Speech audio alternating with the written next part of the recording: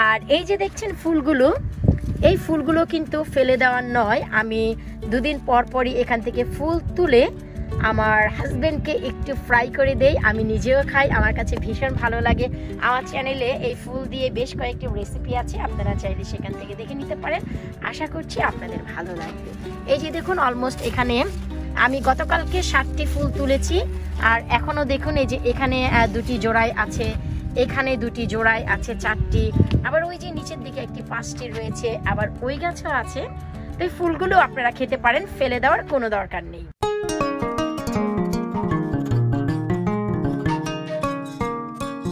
Hello everyone, আসসালামু আলাইকুম। কাছে দূরে যে যেখান থেকে আমার এই ভিডিওটি দেখছেন, আপনাদের সবাইকে ওয়েলকাম জানাচ্ছি লাবণী কিচেন কুকিং অ্যান্ড গার্ডেনিংয়ে।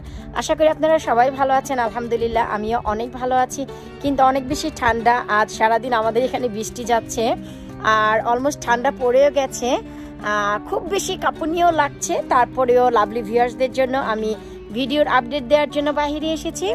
আজ আপনাদের সাথে শেয়ার করব আমার চাইনিজ লাউয়ের কি অবস্থা। বেশ কিছুদিন আগেই আমি একটি ভিডিও শেয়ার করেছিলাম, যেখানে দেখিয়েছিলাম আমরা পরাগায়ন কেন করব, পরাগায়নের ফলে লাউ কিভাবে টিকে যায়। আর সবার আগে বলবো ভিডিওর সাথেই থাকুন। ভিডিওটি ভালো লাগলে অবশ্যই লাইক করবেন, আমার ইউটিউব চ্যানেলটি সাবস্ক্রাইব করবেন, ফেসবুক পেজটি ফলো করবেন। তো আমরা যে পরাগায়ন করেছি, যার ফলে আমাদের লাউগুলো টিকে গেছে, তো চলুন আজ আমরা একটু ঘুরে দেখে আসি যে চাইনিজ লাউ আমাদের খাওয়ার উপযোগী কয়টি হয়েছে। আর আমরা তো বরাবরই বলি যে পরাগায়ন করতে হবে, পরাগায়ন করতে হবে, পরাগায়ন করলে গাছের ফল টিকে যায়। তো চলুন আজ আমরা দেখি পরাগায়নের ফলে আমাদের গাছে কয়টি ফল টিকলো, আর বর্তমানে কয়টি খাওয়ার উপযোগী হয়েছে। চলুন। এই হচ্ছে আমার ঘরের বাহিরে, যেখানে আমার প্লাম আর আপেল গাছ রয়েছে। এখানেই আমার একটি মাচা আছে। আপনারা অনেকেই জানেন যে এই মাচায় আমি চাইনিজ লাউ লাগিয়েছি, আর অনেক বেশি হাত পা ছড়িয়েছে, আশা করি আপনারা দেখতেই পাচ্ছেন। আর শীতের প্রকোপ এত বেশি চলে এসেছে যে ঠান্ডায় গাছের পাতাগুলোও ঝরে যাচ্ছে এবং হলুদ হয়ে যাচ্ছে।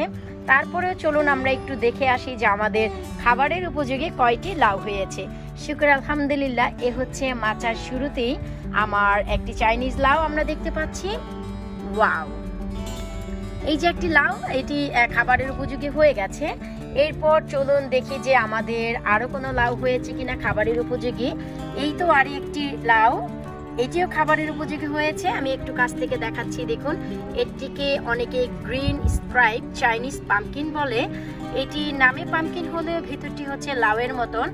আর আমাদের বাংলা লাউয়ের থেকে, আমাদের দেশি লাউয়ের থেকে এই লাউটি তুলনামূলকভাবে বেশি মিষ্টি হয়। আর আমি দেশি লাউয়ের থেকে এই লাউটি বেশি পছন্দ করি। এটি হচ্ছে পারফেক্ট টাইম তুলে কেটে খাওয়ার, কারণ এখন যে কালার আছে এটি হচ্ছে কিছুটা লেমন কালারের মতো রয়েছে, টিয়া কালার যেটিকে বলা হয়। আর এই যে লাউটি, এটি যখন একটু বতি হয়ে যাবে তখন এর কালার হয়ে যাবে কিছুটা ডার্ক গ্রিন, তার মানে কিছুটা আরো বেশি সবুজ লাগবে। আর এখন যেহেতু লেমন কালারের আছে, অনেকটাই লাইট কালার, এখন হচ্ছে একেবারে পারফেক্ট টাইম এই লাউগুলো কেটে খাওয়ার। কারণ এগুলো এই যে পাতার যেমন কালার একেবারেই গাঢ় সবুজ হয়ে যাবে। তো তার আগেই ইনশাল্লাহ ইচ্ছে আছে যে কেটে খাবো। তো এই হচ্ছে আমার 2টি লাউ খাবারের উপযুক্তি। তারপর আমরা একটু মাচার উপরের দিকে উঠি, আর এই যে এখানে পাতার ভেতরে আশা করি দেখা যাচ্ছে আমাদের আরো একটি বড় লাউ। আলহামদুলিল্লাহ, এই যে দেখুন আমার আরো একটি লাউ, তার মানে আমরা কিন্তু 3টি লাউ তুলতে পারবো খাবারের জন্য। ওই পাশে হচ্ছে একটি, আর পাতা দিয়ে ঢাকা আছে, এটি ভালো, কারণ মাছি পোকামাকড় থেকে একটু দূরে আছে। আর এই যে পাতাগুলো দিয়ে ঢাকা, মনে হচ্ছে কিছুই নেই, খালি পাতাই রয়েছে। আর পাতার ভিতরে কতটা ম্যাজিক আশা করি তা আপনারা তো দেখতেই পাচ্ছেন। তো এই যে আমার লাউ, এই যে মাচার এপাশে লাউ, তারপরে এই যে লাউ ঝুলছে। তারপরে চলুন দেখি যে আমরা মাচায় আরো কোনো লাউ দেখতে পাই কিনা। এই তো আলহামদুলিল্লাহ, আমরা এখানেও আরো একটি লাউ দেখতে পাচ্ছি। এই লাউটিও খাবারের উপযুক্ত হয়ে গেছে, চাইলে 2টি লাউ একসাথে করে আমরা খেতে পারবো। তারপর আমরা কিন্তু মাটিতে একটি লাউ পরাগায়ন করেছিলাম। এই যে দেখুন, এই যে আমাদের আরো একটি লাউ, এটিও খাবারের পুরোপুরি উপযুক্ত হয়ে গেছে আলহামদুলিল্লাহ। তো আমরা মোট কয়টি লাউ দেখলাম? এই যে হচ্ছে একটি লাউ, তারপরে এই যে হচ্ছে মাচাতে একটি, দুইটি, আর ওই যে সামনের দিকে আছে দুইটি, চারটি, আর হচ্ছে একটি ঝুলে আছে, 5টি। তারপরে দেখি তো যে আমাদের আরো কোনো খাবারের মতো লাউ হয়েছে কিনা। এই তো এখানে দেখা যাচ্ছে, এখানে পরাগায়নের ফলে যে একটি লাউ, এই যে লাউ, এটি অনেক বড় হয়নি, মোটামুটি ছোট আছে এই লাউটি। আর মাচার উপরে যে লাউ, এই দুটি লাউ মিলে একটি কারি হয়ে যাবে অনায়াসে। আর এই যে এই পাশেও কিছু কিছু লাউ আছে যার পরাগায়ন আমি করেছি। আর এই যে এখানে একটি লাউ দেখতে পাচ্ছেন আপনারা, একটু দেখুন, এই যে এই লাউটিও টিকে যাবে, এটিরও পরাগায়ন হয়েছে। আর এ পাশেও আমার কিছু লাউ আছে, আমি একটু দেখাচ্ছি। এই যে দেখুন, এই লাউগুলো সব টিকে যাবে, কারণ এগুলো সবগুলোর পরাগায়ন আমার নিজের হাতে করা। তো এ ছিল আসলে আজকে আপনাদের সাথে শেয়ার করা যে আমার গাছে কয়টি লাউ খাবারের উপযুক্ত হয়েছে। কারণ শুধু পরাগায়ন করলেই হয় না, যত্ন দিতে হয় গাছের। আর পরাগায়ন করার ফলে শতভাগ ফল টিকে যায়, এটি আমার কথা ছিল। আশা করি আজকে এই ভিডিও দেখার পর আপনাদের বিশ্বাসও হয়ে যাবে যে পরাগায়নের ফলে গাছের শতভাগ ফল টিকে। তো এখানে 60টি লাউ অলমোস্ট খাবারের উপযুক্ত হয়েছে, যার ভিতরে 5টি হচ্ছে অনেকটাই বড়, আর 2টি হচ্ছে কিছু ছোট। ছোট বলতে এই যে দেখাচ্ছি, এই যে এই লাউটি, আর হচ্ছে এই যে আমরা যে মাটিতে দেখলাম আরো একটি ছোট লাউ, এই দুটি মিলেই আমরা খেতে পারবো।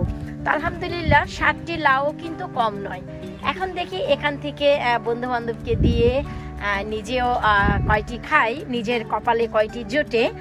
আর এই যে দেখছেন ফুলগুলো, এই ফুলগুলো কিন্তু ফেলে দেওয়ার নয়, আমি 2 দিন পর পরই এখান থেকে ফুল তুলে আমার হাজবেন্ডকে একটু ফ্রাই করে দেই, আমি নিজেও খাই, আমার কাছে ভীষণ ভালো লাগে।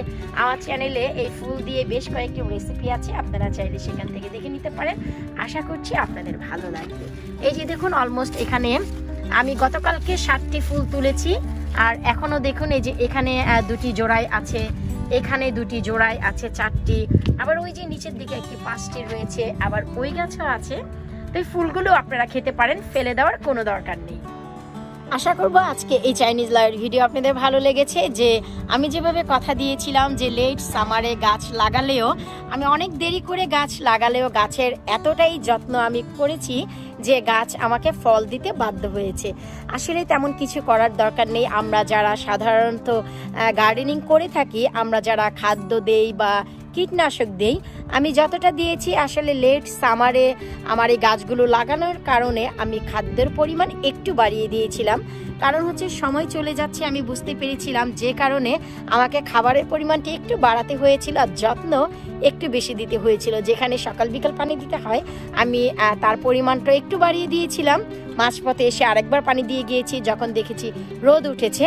আর কীটনাশক আমি তেমন এখানে দেইনি, কারণ ফলগুলো সব পাতার ভিতরে আছে, আমি শুধু 2 দিন দিয়েছিলাম। যাই হোক, আমি লেট করে চাইনিজ লাউ লাগালেও যে সফলতা পেয়েছি, আলহামদুলিল্লাহ আমি বলবো যে আল্লাহর রহমত। আরও গাছে যে কয়েকটি ছোট ছোট লাউ দেখলেন, এগুলোও বড় হবে। তো 60টি লাউয়ের পর যদি আরও 2-3টি হয়, আর কি লাগে। আর এই যে লাউগুলো দেখতে পাচ্ছেন, এগুলো কিন্তু সব আমার 2টি গাছে হয়েছে। এই যে এখানে দেখতে পাচ্ছেন যে লাউটি ঝুলে আছে, এইখানে আমার একটি লাউ গাছ, আর ওই যে কর্নারে ওইখানে হচ্ছে আলু গাছের পাশে, ওইখানে হচ্ছে আমার আরো একটি। সো 2টি লাউ গাছ। আর তাই নয়, এই চাইনিজ লাউ গাছ একটি আমি আমার গার্ডেনের ভিতরেও দিয়েছি, আলু গাছের পাশে। আমি জানি না যে সেই গাছটি থেকে আমি লাউ পাবো কিনা, যত্ন সমানই দিচ্ছি। দেখা যাক, আপনাদের সাথে অবশ্যই শেয়ার করব। ভিডিওটি ভালো লাগলে অবশ্যই ভিডিওটিতে একটি লাইক করবেন। বিদায় নিচ্ছি আজকের মতো, পরবর্তী ভিডিও দেখার আমন্ত্রণ জানিয়ে আল্লাহ হাফিজ।